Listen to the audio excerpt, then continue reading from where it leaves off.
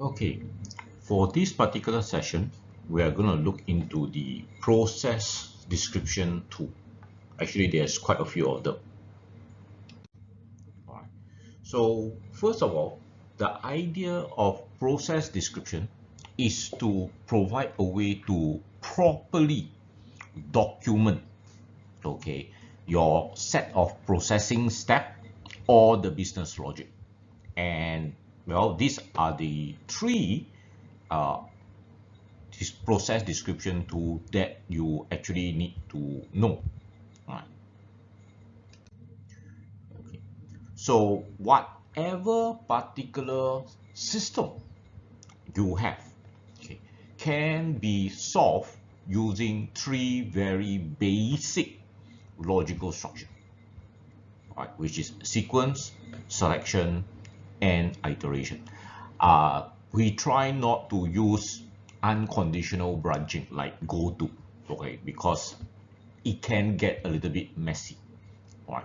So using your flowchart, okay, your process is use your rectangle to represent your process, the diamond, the condition, okay, and then of course the arrow indicate the flow.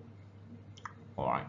Of course, there is no particular structure for iteration. Basically, most of the iteration is a condition with the arrow flowing back. Okay. Structure English, basically, another name is called pseudocode. All right. The reason why it is called structured English is because it uses very English-like words, right, to build the rules. All right, still uses the same sequence, selection, iteration structure. Okay, but sometimes of course we will indent it, right, for readability, especially when you have a selection and iteration, or indentation will help, okay, readability. Okay, and we like to use keywords, right, to represent structured English so that it is easier to understand it. If you don't like structured English, okay, sometimes you can make use of your decision table. All right, you can make use of a decision table, all right, because some people like table. Okay, they really enjoy and they really read table very well.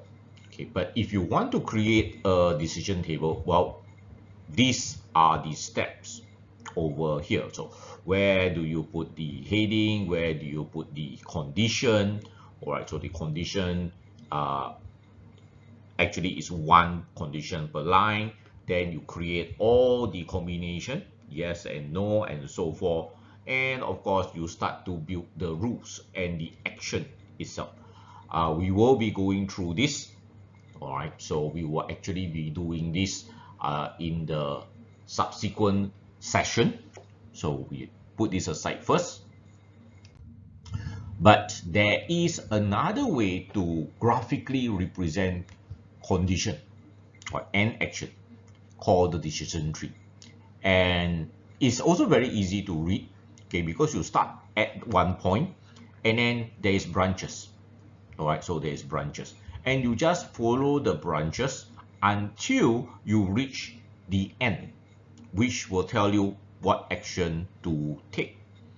All right, which represent what action to take. So you just follow and then say, oh, if I reach to this particular end, or I'm supposed to add 1% to the commission, all right, and I'll put some special letter. All right. So using this few approach, okay, you can actually model decision.